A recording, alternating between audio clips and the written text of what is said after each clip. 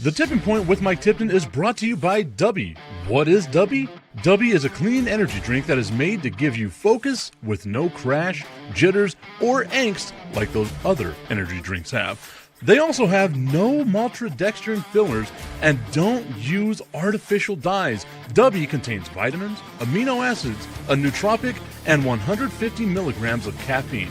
Dubby's products are made in the USA in an FDA-inspected facility that strictly adheres to GMP manufacturing guidelines. All of the flavors are unique and custom-made by Dubby, and you'll never taste our taste anywhere else.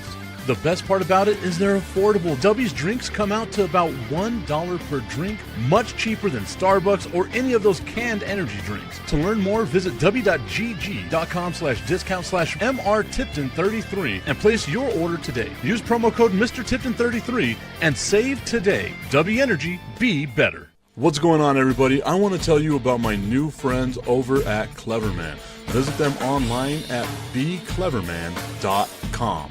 What they gave me was the energizing face and beard scrub along with the Cleverman face scrubber. And trust me when I say this, the energizing face and beard scrub smells amazing. Combining it with the face scrubber, making sure that your boy was looking as good and sexy as possible, opened up a whole different sensation in my face that I haven't ever felt before. I felt so clean, so fresh, and so clean, like Outcast said, and it helped me feel like I was ready for my day. Make sure you visit them online at becleverman.com and follow them on Instagram at clevermannyc. The link is up in my bio if you want to check out all the amazing products they have. Visit them online, becleverman.com.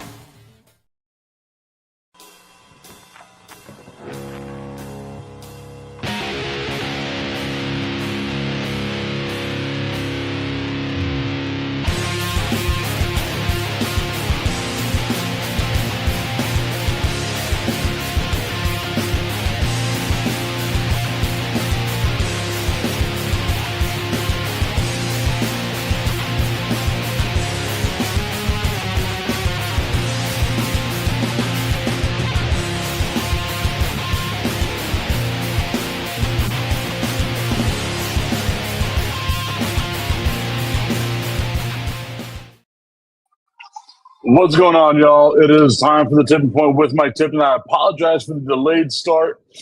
I also apologize for missing most of last week.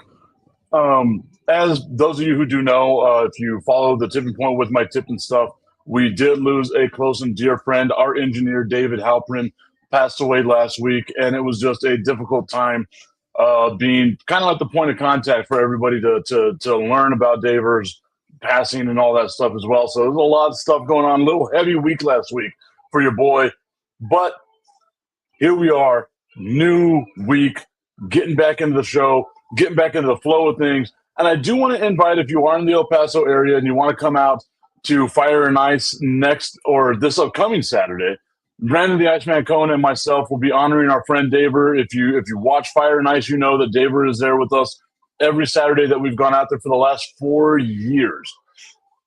So it'll be a nice little way to kind of honor Daver, honor his legacy, honor, all the stuff that he did. We're inviting our friends from some of the radio stations here in El Paso to join us out over at Fire and Ice this Saturday. So hopefully we'll get to see you on out there as we memorialize and remember our good friend, all the fun times that we had with our guy, David Halpern. Now, still very heavy for me to deal with.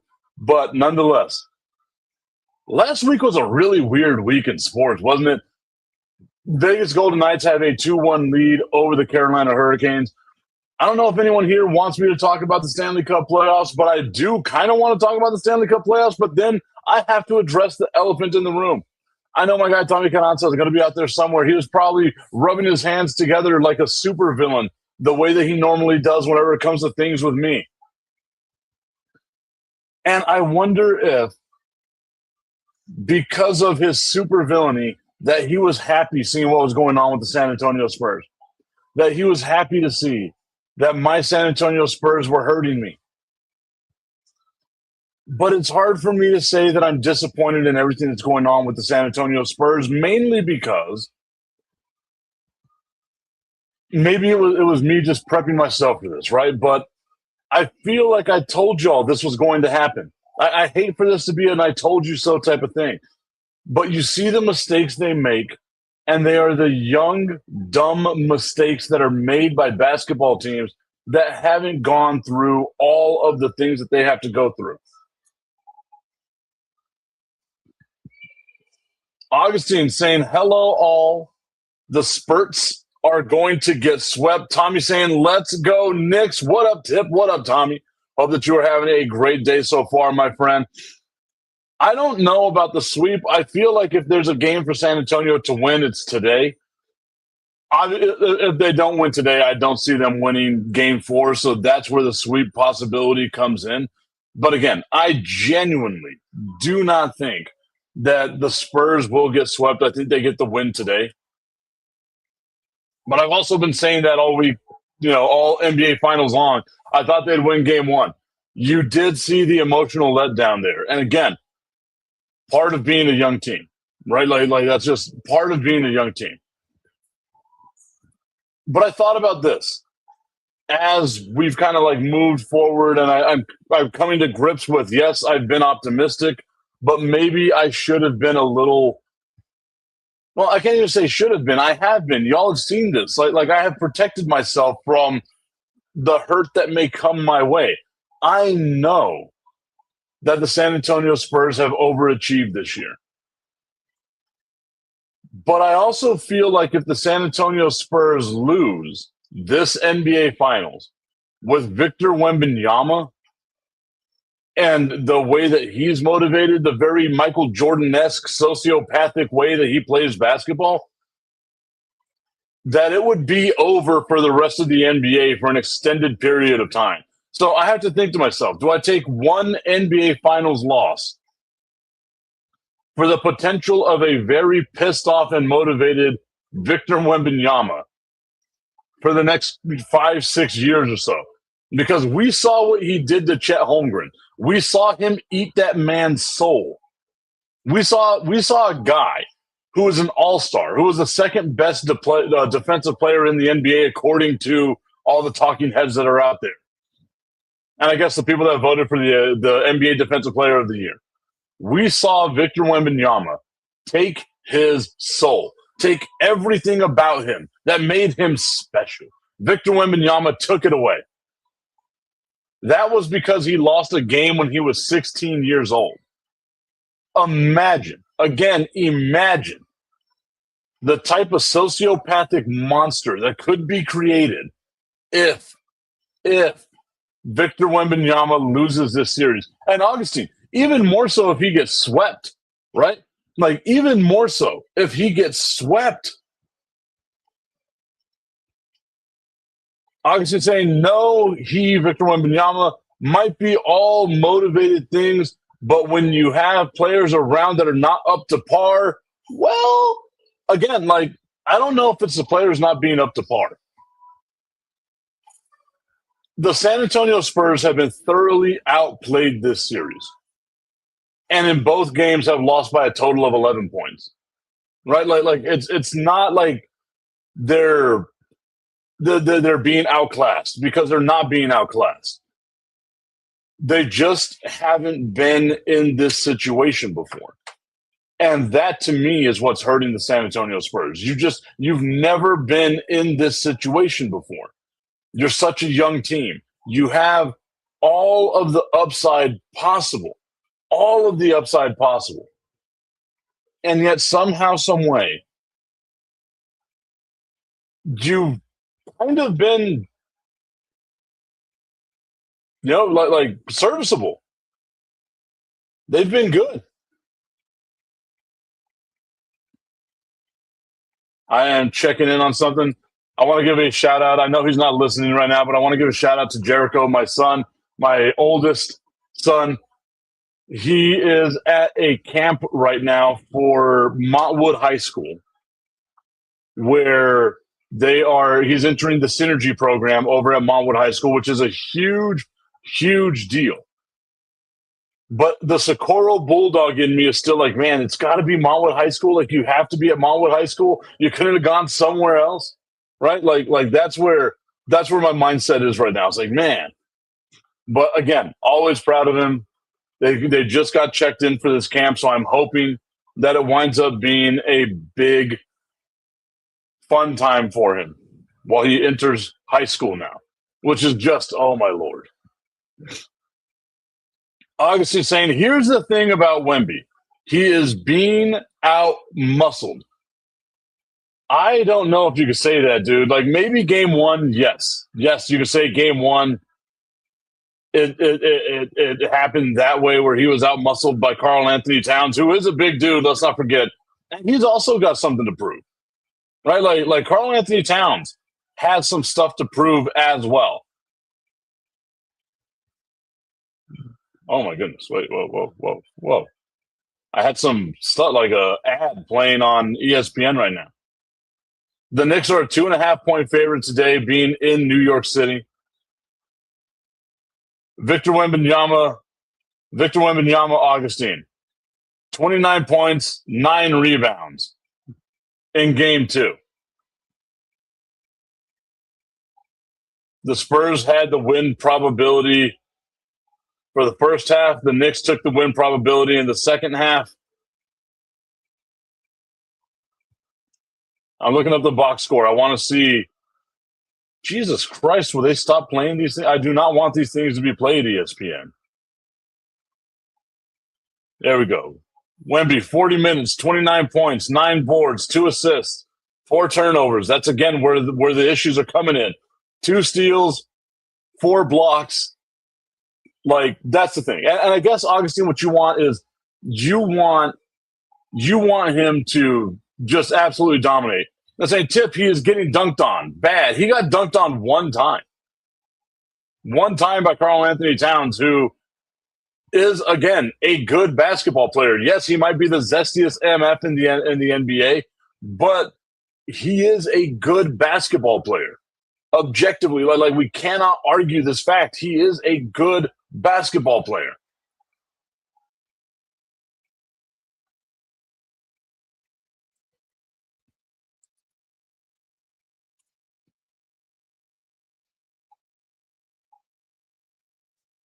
So, no, you forgot Anunoby. Oh, okay. So there was, I guess, I don't know if I call that getting dunked on whenever you're on the side of somebody.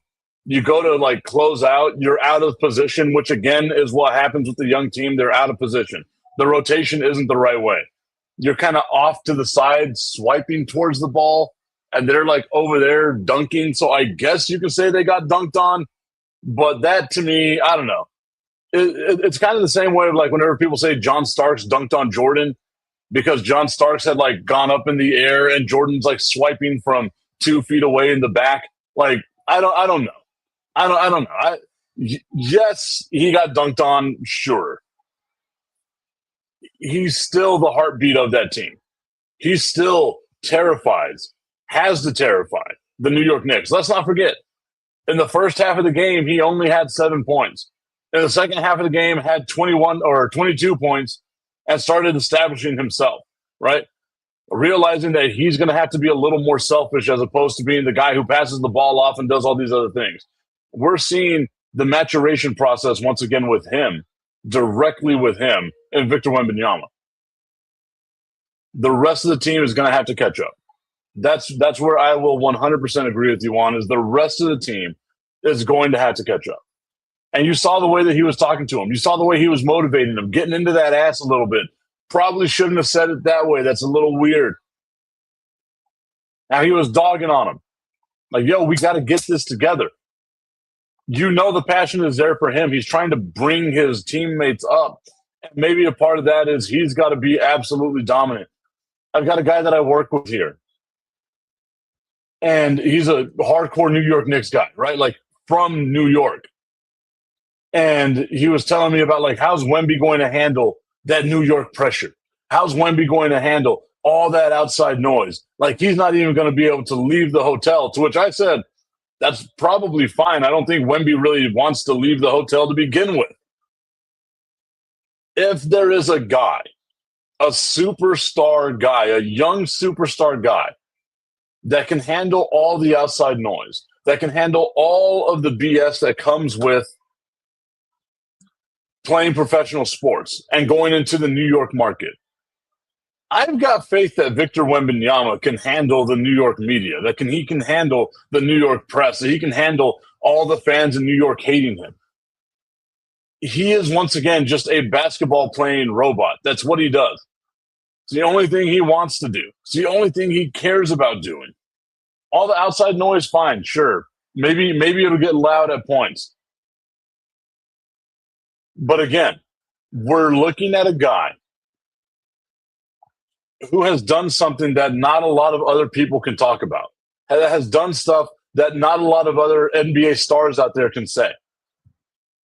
He is the focal point of this team at 22 years old, leading them to the NBA Finals, a position they weren't supposed to be in.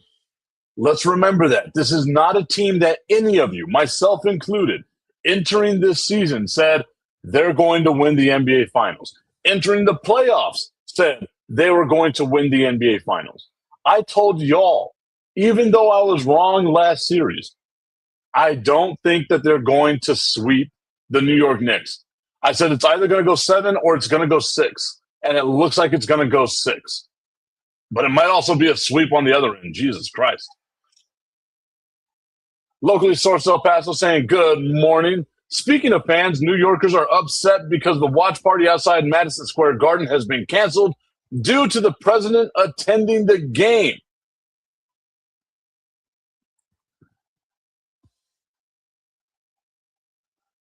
Can we finally, and I'm asking this genuinely, can we finally put to rest the conversation about keep politics out of sports? Funny how it's only a one-sided conversation when it comes to keep politics out of sports, isn't it? Doesn't it seem like, isn't it very convenient that one side of the aisle wants to keep politics out of sports while their guy is constantly interjecting himself into the world of sports, trying to live out a dream that his phony-ass bone Spurs weren't allowing him to do. You want to keep politics out of sports whenever it's inconvenient for you to hear because you are soft as dog shit, as baby shit. Politics and sports have always been intertwined. They will always be intertwined. And if I'm being honest, it's a lazy-ass argument by a group of individuals who do not understand spectrum of things. I would love to be the guy that says keep politics out of sports. I would love to be. It just doesn't happen that way. You can say, well, Tip, it shouldn't be this loud. What was it like for Jackie Robinson? What about Muhammad Ali? Do we forget about what happened to Muhammad Ali? We villainized the media, villainized Muhammad Ali. People of a specific demographic villainized Muhammad Ali because he was against war, because he was a quote-unquote draft dodger. Wild.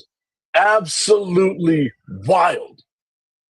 How all that has changed here in the year of our Lord 2026.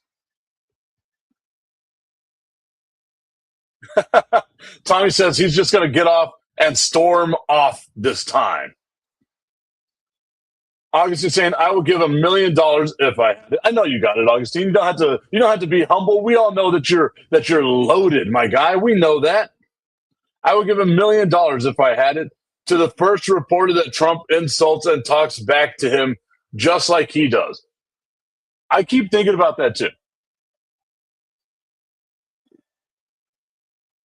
You got to – maybe it's because we're from a different time, right? Maybe it's because we're from a different time. You got to give in order to receive. Respect isn't a God-given right. I don't give a fuck. I don't give a damn what your position is in this life. If you fuck around and start disrespecting people, you kind of deserve what's going to come your way. Obviously saying, can you imagine me having an interview with Trump? LMAO. I'm the same exact way. If he says something stupid to me, I don't think I'd be able to let it slide. Ray saying it's crazy how much has changed. I agree. I agree completely. It's a weird world that we live in. Thank goodness it's just us living in this world on this rock of ours, this beautiful, tragic rock of ours that we all love so much. And no, I'm not talking about planet Earth. I'm talking about just the tip. I just want to put the tip in. It's time for Just the Tip. That would make me uncomfortable. Promise that it ain't too much, but just enough. Just a tip. Just a tip. Just the tip? Just the tip. It's time for Just the Tip.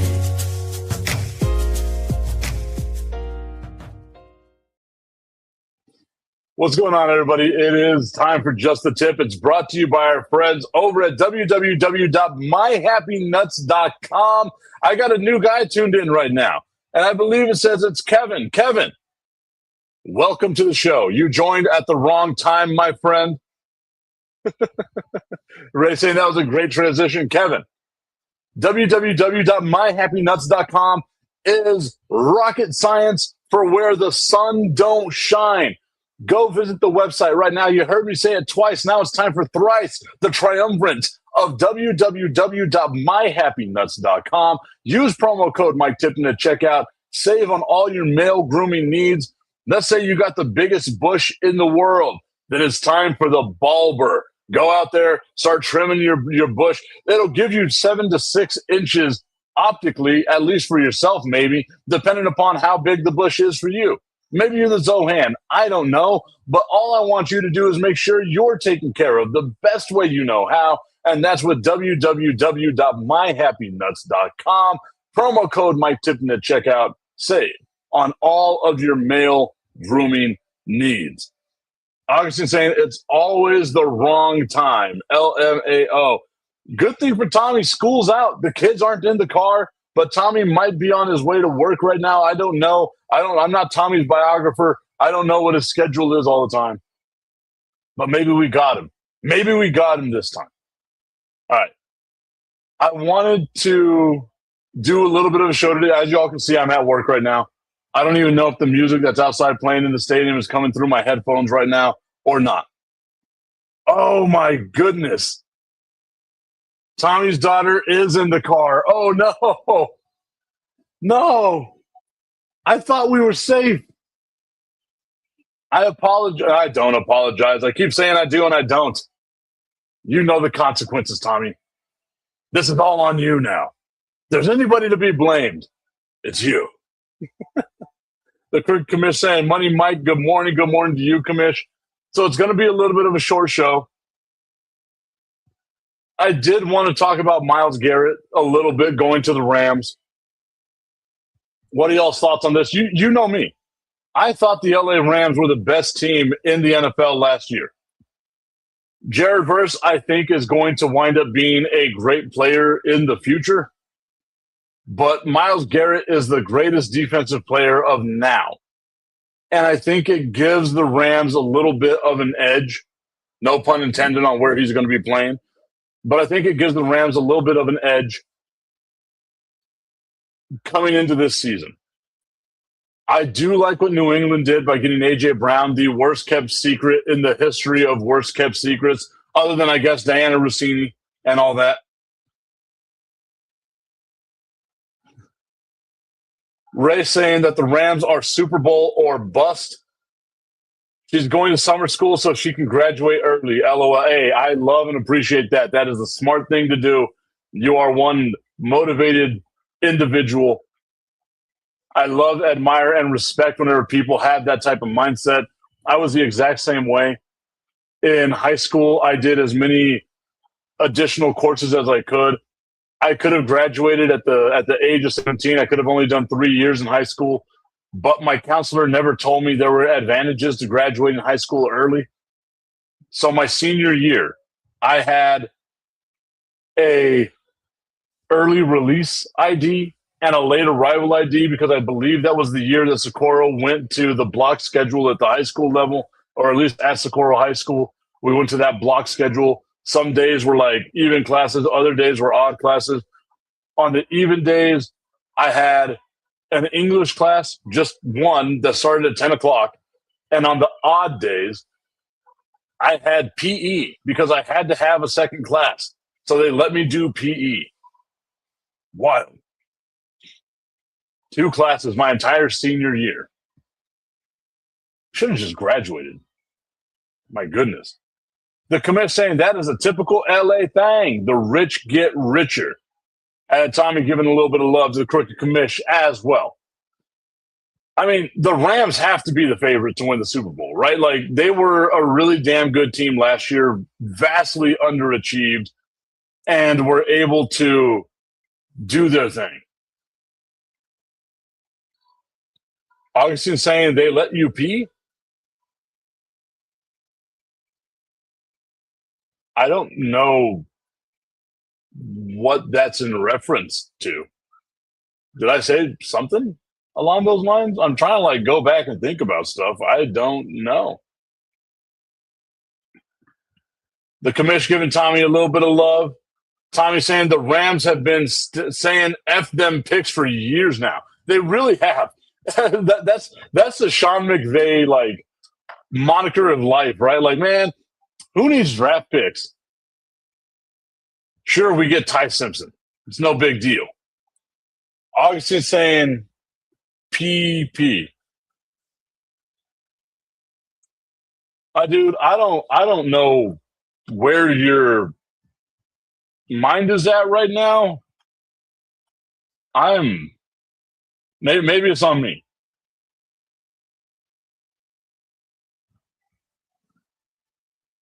I'm for the life of me. I'm gonna have to go back and watch the show now and try to figure out what the hell you're talking about. Like genuinely, I'm gonna have to try to figure it out, man.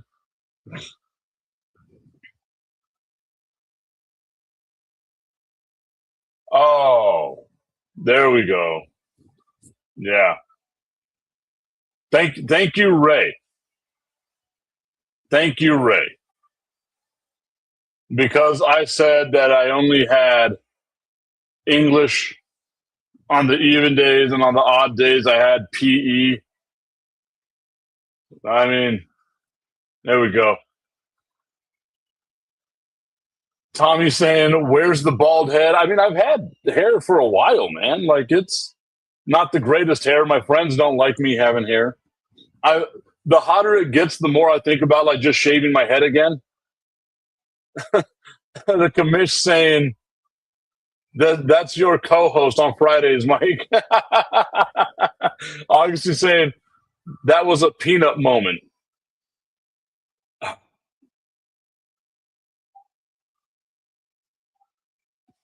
Augustine, you know I got nothing but love for you, my dude. But sometimes your jokes are so far inside.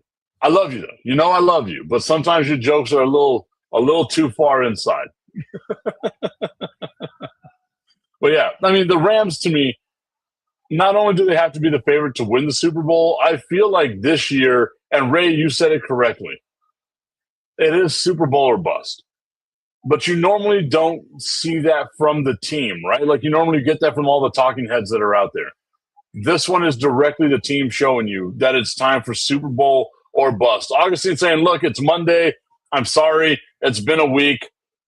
We didn't do a show last week, Augustine, I know, so you have to be feeling some sort of withdrawals. I'm with you on that one. I understand. I'm also repping soccer today, Augustine, as you can see, the American Outlaws chapter of El Paso, as we support our boys in the World Cup. I don't know if you guys know this or not. Mike Tipton. Mike Tipton, huge World Cup guy now. We haven't played 3 games yet, have we? Oh, that's the Women's World Cup. I don't even know if we won the last game that we played in the World Cup.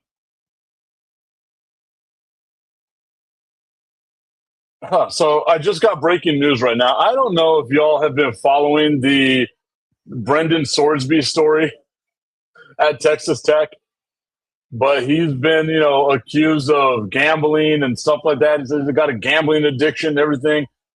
And it just came through the wire right now that he is granted an injunction.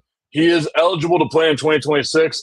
I believe it was Saturday. He was deemed ineligible to play in 2026.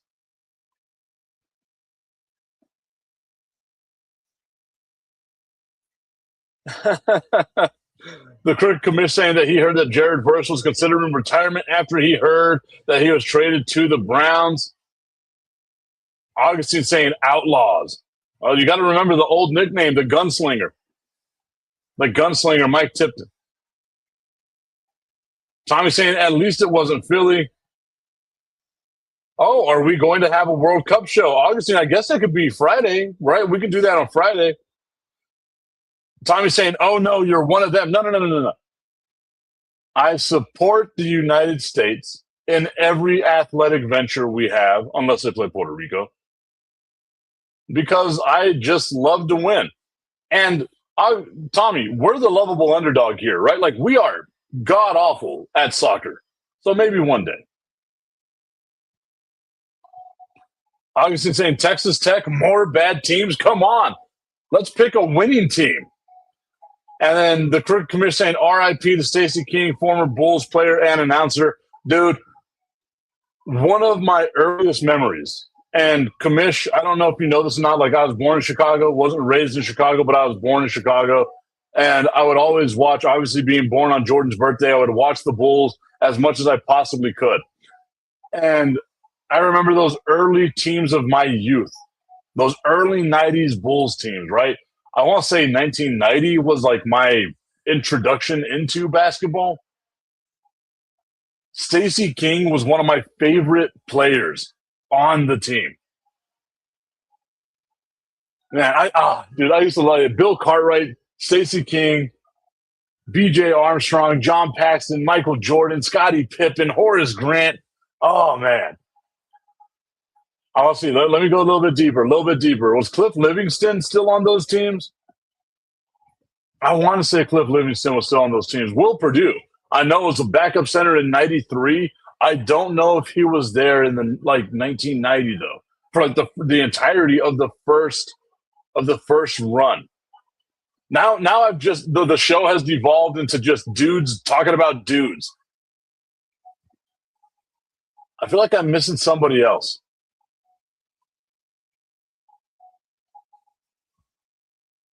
Randy Tucker wasn't there until the second three-peat, right? From New Mexico State. I already said Bill Cartwright, commish. Locally sourced El Paso, Ray saying, I've liked the Soccer U.S. men's team before it was cool. It's cool? I never knew it was cool. Ashley saying, Tip, good to see you. What up, fellas? What up, Ashley?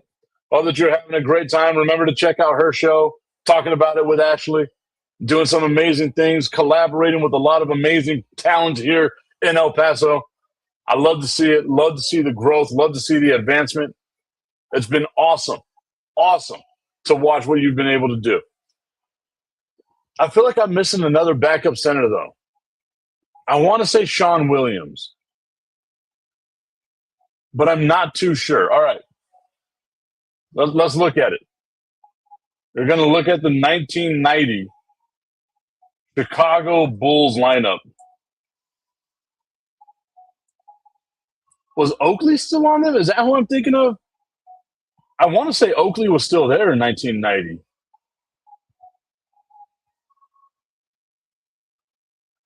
Okay, so look, I got B.J. Armstrong, Bill Cartwright, Horace Grant, Jordan, King, John Paxson, Will Purdue, Scottie Pippen.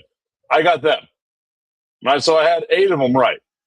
Then comes Charles Davis, Jack Haley, Craig Hodges, who I completely forgot even existed, Clifford Lett, Ed Neely, and Jeff Sanders. Whoever the hell Jeff Sanders is. Was a 6'8" power forward. Yeah, Oakley got traded. Oh, that's right. Yeah, that is right. Bill Cartwright and his fucked up shooting motion, it was weird. I hated watching Bill Cartwright play. But Sean Williams, not on that team. Scott Williams, there we go. Scott Williams, not on that team. Oh, man. Commish, you have no idea how happy you just made me right now. And yes, like Stacey King, rest in power. I always loved watching the Chicago Bulls local broadcast just because of Stacey King. And as you know, not this past Saturday, but the Saturday before, we had a Chicago Bulls radio announcer, the play-by-play guy, on the show on Fire and Ice last Saturday. It's a great time. Just such a great time. AKA Medical Bill. That's right. All right, guys. I said, you can see I'm here at work right now. I just wanted to do a show, wanted to try to get back into the flow of things. As a reminder, if you are in El Paso, this upcoming Saturday for Fire and Ice, we're going to do a show in memory and in honor of our friend Daver, who passed away last week. A very sad and tragic way that he passed away. But we wanted to honor him the best way we know how, and that's by having food and fun at Buffalo Wild Wings. So hopefully we'll see you out there. We are inviting a bunch of our radio friends to go out there and just hang out, talk about our guy Dave, get together, support each other through this difficult time. Dave, we love you, buddy. We're going to miss you. Thank you for everything that you did, not just for me, but for the city of El Paso as a head engineer at KLAQ. You are going to be definitely missed. And Kevin Vargas said it best whenever I told him the other day about what had happened. He said that the world is going to be a much less interesting place now without you, Daver. We love you, buddy. Everybody else, we'll see you tomorrow.